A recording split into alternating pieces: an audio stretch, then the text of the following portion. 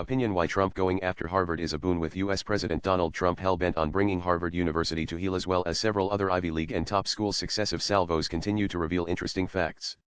On Monday, he ranted about 30% of Harvard's student body being foreigners. Subsequent fact-checking showed that the actual figure was closer to 27% from 145 nations. Even so, it means well over a quarter of the student body of the best American university is not American. Imagine if Indians woke up one day to find that 1/4 of those studying at IITs, IIMs, IISc, AIMS, or any of the premier colleges are foreigners. What would be the consensus? Would there be pride in the fact that Indian universities are attracting the best brains from abroad? Never mind if some Indians do not get a chance to benefit from the same facilities. Would Indians be overjoyed that those foreigners go on to bag the best jobs in the country too? What would be the reaction of Indians if some very vocal foreign students also drove the agenda of the Indian universities, became the leaders of protests that stalled classes, and also openly indulged in politics, rather than stick to their academic goals? Would Indians be proud of the fact that foreign students were so involved in activities beyond what their visas envisaged? Would Indians be happy that the Indian education process was being regularly disrupted? It is easy to be appalled at Trump's supposed xenophobic moves to isolate the U.S. education system from the midstream of international talent. After all, those universities have benefited not only from the intellectual capital of the world but also from their financial largesse. It seems suicidal to make the U.S. jump off that gravy train.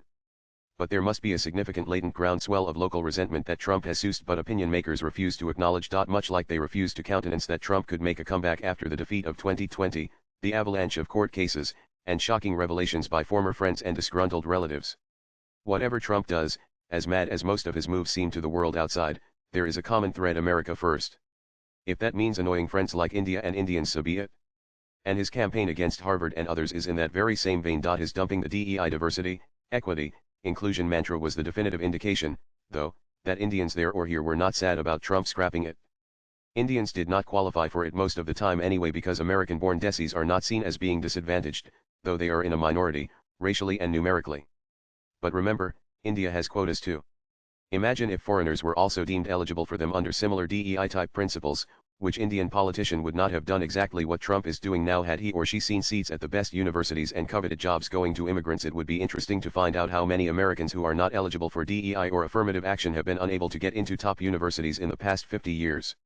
Surely it cannot be that most Americans who do not fall under any minority or special category have no scholastic talent. Some 71% of all Nobel Prizes have been awarded to Americans, for 23 of them so far since 1901. An average of 35% of American Nobel laureates in the sciences and economics are foreign-born, but that percentage is far higher if only the last 2 decades are considered. For instance, 4 out of 6 American Nobel laureates in medicine, chemistry, and physics in 2023 were immigrants. Surely it cannot be that US-born people have suddenly become less bright. The inescapable conclusion is that the formidable resources of top U.S. research institutions are being used to great effect by talented immigrants who arrived there via generous scholarships. But what happened to the American-born gene pool that had fueled earlier scientific advances? Is this Nobel Prize skew a result of natural selection or affirmative action ensuring only a certain kind of talent makes it to the institutions that have the best resources? These are uncomfortable questions, but valid all the same. How much of a nation's resources can be shared with newcomers without irking the natives? Trump's reaction to this skew, taking a cue from popular sentiment, was inevitable.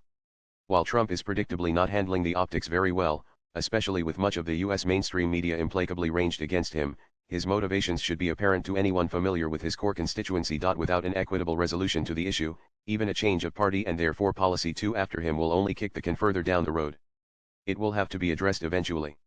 Western universities have had the advantage of centuries of wealth flowing in, which many nations elsewhere in Asia, Africa, and South America have not.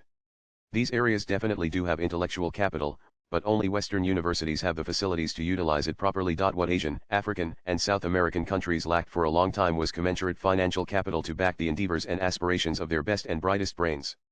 That is no longer the case. Many nations now have the money to set up world-class universities and fund cutting-edge research. Centuries-old legacies and endowments are not a prerequisite for that.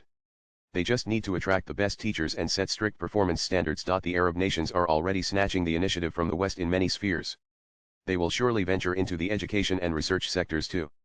It will not be long, perhaps, before the same bright foreigners who now seek entry into America's top universities as well as faculty members will flock to new, well-funded institutions in West Asia. That will not only take the pressure off U.S. universities but also give them a run for their money. Rich Indians, both resident and non-resident, have donated plenty to existing educational institutions in India, but they have been even more generous to American universities of all kinds, from Ivy League to relatively obscure. That sends a mixed message. What do Western universities have that Indian ones lack? Better systems and processes, more rigorous academic practices, opportunities for creative thinking, and a culture of funding research. So can that not be replicated in India by enlightened investors? Surely the same Indians who reach great heights in US universities and push the boundaries of knowledge can achieve the same right here if provided the right facilities and opportunities. It will take time to gather the best teachers from around the world and persuade the brightest young minds to stay in India.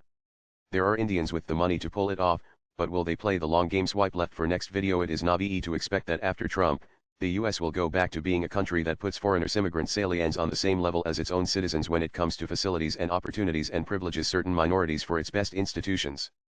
That genie is out of the bottle. And why should America continue to reap the maximum profit from the world's intellectual capital anyway? The author is a freelance writer.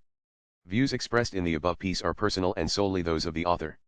They do not necessarily reflect News 18's views. Latest blogs.